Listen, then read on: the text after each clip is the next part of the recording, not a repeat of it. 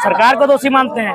राज्य सरकार के अधीन ये संस्था है, इसका नाम है Jharkhand staff selection commission. Jharkhand नाम है और झारखंड नाम से जो भी है वो राज्य सरकार के अधीन होती है, तो राज्य सरकार को हम दोषी मानते हैं। सरकार कानून भी तो बनाई है, कानून इम्प्लीमेंट हुआ है तो दिखाइए। अगर कानून कहीं प्रभावी रूप से चालू है या फिर किसी के ऊपर लागू है तो दिखाइए। ये हवाई बातें हैं, छात्रों के भविष्य के साथ खिलवाड़ किया जा रहा है।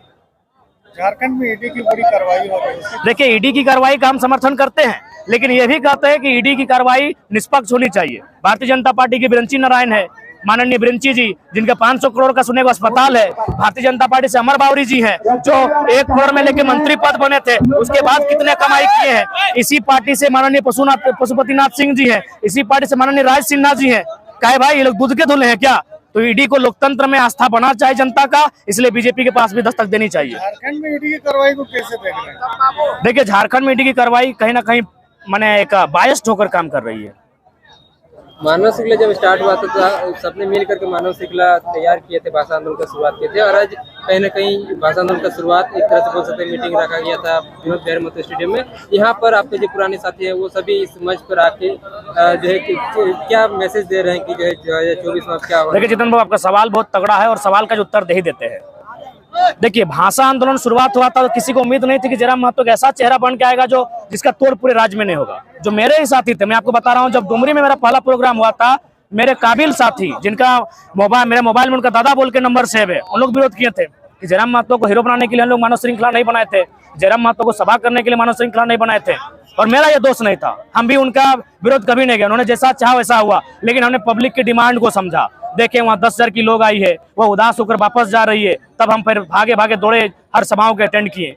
तो ये चीजें थी, क्योंकि जो आंदोलन स्टार्ट किया था कहीं ना कहीं किसी दल से जुड़े थे, और उनका उद्देश्य इतना ही था कि एक आंदोलन होगा, मानव श्रृंखला होगी, और यदि भाषा को वापस नहीं किया जाएगा, जो शायद 17 या 18 को वापस हो चुका था, तो हम लोग आगे और कुछ कार्रवाई करेंगे। अगर वापस हो गई तो फिर जो लोग जहां है वहां वापस चले जाएंगे। यानी राजनीति के नाम से इस आंदोलन को आगे नहीं बढ़ाया जाएगा। इसलिए हमें बहुत सुननी भी पड़ी थी। जब धनबाद बोकारो के आंदोलन को हम डुमरी लेके गए थे तो मंत्री जी तो सुनाए थे, आज उनको नमन करते नहीं है, लेकिन बाकी हमारे जो उस समय पुराने साथी थे उन्होंने भी हमें खूब सुनाया था। तो कहीं ना कहीं एक नेतृत्व ऐसा बन के आएगा, ना ये हमें आइडिया थी ना उनको आइडिया था, कहीं ना कहीं ये नियति की मांग है, नियति के माध्यम से मेरा उदय हुआ है और उसी कारण आज यहाँ तक आए। बाकी पुराने साथी हो, सबका स्वागत है। अब राजनीतिक विचारधारा स्थापित हो चुकी है तो यहाँ से पीछे हटना असंभव है।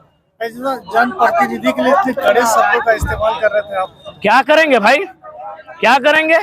रोज सुबह आके जाइए, कभी घर इंटरव्यू लेने आइए, दिखाएंगे। इतना ऊंचा हो गया है खाली जमीन विवाद का कागज। क्या कहेंगे? क्या ये जहर हम अपने आप से लेके नहीं आए हैं, ये जहर वातावरण में मिला है, झारखंड के वातावरण में लोगों ने मिलाया है जहर। ये हम घर से नहीं लेके आए हैं। हम भी एक पढ़ने वाला छात्र थे, आज भी छात्र हैं। मेरे 2 साल पहले के भाषणों को सुनिए।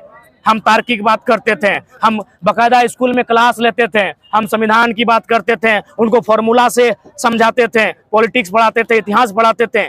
2 सालों में ये वातावरण में इन्होंने जो जहर मिलाया है वही हमारे भीतर है। आज अगर हम जहाँ सोचते हैं इतना ऊपर दोनों तरफ ऊंचाई हो चुका है जमीन विवाद का, किनके कारण? इन भ्रष्ट नेताओं के कारण, इन भ्रष्ट ब्यूरोक्रेट्स के कारण। तो जाहिर सी बात हो, गुस्सा फूटेगा ही, चाहे मेरी हत्या हो, मेरा कत्ल हो, या फिर हमें काट दिया जाए या जमीन में गाड़ दिया जाए। जब तक जिंदा है, मेरी जो कलेजे में जो आवाज है, जो विस्पान हमने 2 साल से किया है, वो विस्पान धधकेगी। ये धनबाद जो लोकसभा है उसमें रिजवान का नाम सामने आ रहा है। आप लोग भला बात, हम मीडिया वालों को बड़ा एकेडमिक मानते हैं। आप अगर यहाँ के कंफ्यूज कीजिएगा, सवाल को लेकर कंफ्यूज कीजिएगा तो आपको नहीं, आपको सवाल को लेकर पहले से परफेक्ट होना होगा। देखिए, रिजवान जी नाम आया है, कल और किन्हीं का भी नाम आएगा, आना चाहिए, स्वागत है, ऐसा बात नहीं। जब हमारे साथ है तो उनमें भी योग्यता है। लेकिन सवाल ये है कि हमारे आपने नाम लिया, लेकिन सवाल ये है कि जो जिनका आपने नाम लिया उनके साथ हम लोग बैठेंगे, उनकी क्या इच्छा है, क्या इतने बड़े मैंने चुनौती को स्वीकार करते हैं कि नहीं, लोगों पर हम लोग रायशुमारी करेंगे, तो ऐसा बात नहीं है। चुनाव के लिए अभी बहुत सारे नाम आएंगे और सबका हम लोग सम्मान करते हैं, और जी हाँ, जब नाम आया तो उन तक हम लोग इस पर बात करेंगे। अगर सहमति होगी तो सोचा जाएगा। अरे हमारी अभी गिरिडीह में रायशुमारी करेंगे, हो सके गिरिडीह से दिवेश जी आते हैं, ये भी 2 साल से है, ये भी तो दावेदारी कर सकते हैं, क्यों ना करें, इनका सम्मान करना होगा। गिरिडीह से हमारे देव महतो आते हैं, भले यूट्यूबर हैं लेकिन टिकट की दावेदारी में भी आ सकते हैं, 2 साल से हैं। गिरिडीह से शिवा है, गिरिडीह से अनिल है, गिरिडीह से अशोक है, सब तो गिरिडीह से हैं, तो उनको भी बुलाया जाएगा। सबकी भावना का सम्मान किया जाएगा। रायशुमारी होगी, थोपा हुआ लीडर नहीं बनेंगे। रायशुमारी के बाद जो लीडर आएगा वो सर्वसम्मति से स्वीकार होगा। वैसे देखिए धनबाद सबसे हॉट सीट रहेगा, तो फिर कहाँ से देखिए, चूंकि हमारी अगर दिल से पूछा जाए, दिल से एक ही आवाज आती है कि धनबाद लड़े, लेकिन दिमाग से पूछा जाए तो लगता है कि पहला शुरुआत अपने घर से करें, अपने गढ़ से करें। और जो हम बार बार पारसनाथ झुमरा का जिक्र किए हैं वो गिरिडीह लोकसभा में आता है, तो वहां से करें। एक तरफ बराकर नदी है, दूसरी तरफ दामोदर नदी है, तो एक भौगोलिक दृष्टिकोण से कहीं ना कहीं गिरिडीह टाइगर को सूट करता है। टाइगर जयराम महतो पहले आप कहते थे कि ये पुराने आंदोलनकारी है, साथ नहीं है, अभी देख रहे हैं आपके सभाओं में एक साथ दिखने लगे, जैसे करण महतो। देखिए, सब आएंगे, आप कैसा सोचते हैं? आप भी साथ आएंगे, लेकिन आप कहते थे कि जो विश्वासी होंगे हम उनके साथ नहीं चल सकते हैं। हाँ, तो उन्होंने विश्वास जताया, विश्वास दिलाया, फिर हमारे साथ आए हैं। लोगों को भी कहीं विश्वास के मापदंड पर ही आए हैं। अच्छा दादा, कहते पिछड़ा गिलास 100 लग संगे आनबी ना एक लोग छाड़ी देगी ककरो ना छाड़ भाई, तोनी निश्चिंत रहो, सबके संगे लेके आइन के लोकसभा में बहुत जोरदार विस्फोट है के प्लानिंग है। टाइगर जयराम महतो हम बोले थे कि हम जनवरी में घोषणा कर देंगे टिकट की, अभी तक नहीं, हमने प्रयास किया था। हजारीबाग, गिरिडीह, रांची, धनबाद से हमने लगभग गोपनीय मीटिंग बुलाए थे, लेकिन वहाँ रायशुमारी नहीं बन पाई। क्योंकि देखिए, एक सोशल मीडिया होता है ना, हम लोग सोशल मीडिया में किसी को MP को उम्मीदवार मान लेते हैं, लेकिन जब ग्राउंड में जाके चर्चा करते हैं तो वो उस मापदंड पर नहीं उतरते हैं, तो इसीलिए अभी डिले हुआ है। बाकी हम लोग प्रयास करेंगे कि हमारे उम्मीदवार जो हों उनको जनता सपोर्ट करे। अगर सोशल मीडिया में भी तो कोई बात नहीं, उनके लिए ग्राउंड बनाए तो ऐसा माहौल उत्पन्न होगा, टिकट की उम्मीदवारी और घोषणा हो जाएगा। अभी तक कितने लोकसभा सीटों की जय तैयारी है? लगभग 4 सीटों की हुई है। कहाँ धनबाद, गिरिडीह, कोडरमा, हजारीबाग। धनबाद से भी तय नहीं हुआ है, धनबाद से बहुत सारे नाम आ रहे हैं और हम लोग कोशिश करेंगे कि कहीं कहीं जो अगर कोई ऐसा दल जो सत्ता में नहीं रहा है और वो अगर झारखंडी को टिकट देते हैं तो उस पर भी हमारा संगठन सोचने पर दूसरा पार्टी नाम रहेगा। देखिए, कोशिश करेंगे। कोल्हान में हमारा परफेक्ट उम्मीदवार रहेगा और कोल्हान पर हम लोग अपनी पर्यवेक्षक की टीम भेज चुके हैं। दूसरे पार्टी का नाम क्या रहेगा?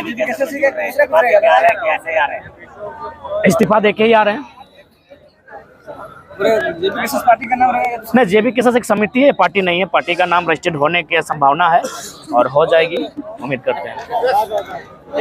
दादा, केंद्रीय एक सवाल था मेरा, अभी कुछ दिन पहले एक वो फोटो वायरल हुआ जहाँ की आप गए थे तीर्थनाथ आकाश से मिलने के लिए, तो क्या हम तमाम जनता ये मान ले कि हमारे जितने भी पुराने पिछड़े साथी थे उस सबको साथ में आ रहे हैं? देखिए, आपने 2 साल से जयराम महतो को वॉच किया है तो आपने देखा होगा कि लगातार आजसू रहे, JMM रहे, BJP रहे, कांग्रेस रहे, बहुत सारे लोगों ने हमारी आलोचनाएं की, हमारे लिए बद्दी बद्दी टिप्पणियां की। कुछ लोग तो हमारे पिता के शहादत पर भी सवाल उठाए, जो कि अशोभनीय है। आज 25-26 साल बाद कहीं ना कहीं अशोभनीय है, लेकिन फिर भी हमने किसी को पलटकर जवाब नहीं दिया।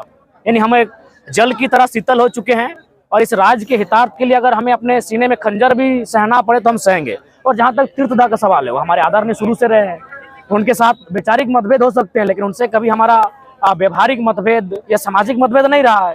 जब भी उनके जन्मदिन हुआ है, बाकायदा हमने बधाई दिया है। जब भी वो अस्वस्थ हुए, हमने टेलीफोन करके हाल चाल जाना है। कोई सी बात नहीं, बड़े भाई समान है। और अगर कोई विधायक जेबी केसेस से जीतता है, अगर वो दूसरा पार्टी में चला जाएगा तो पैसा लेके, तो उसको बाद फिर क्या उनके लिए एक टीम है जिसका नजर पारसनाथ की चोटी से रखा जा रहा है। बाबूलाल, सुनिए, बाबूलाल मरांडी नहीं है, this is Tiger Jairam Mahato. ये Babulal Marandi, I am not Babulal Marandi, this is Tiger Jairam Mahato. जो दगा देगा उसको सजा देंगे। अब कहाँ देंगे, कैसे देंगे, वो जयराम महतो पे छोड़ दीजिए।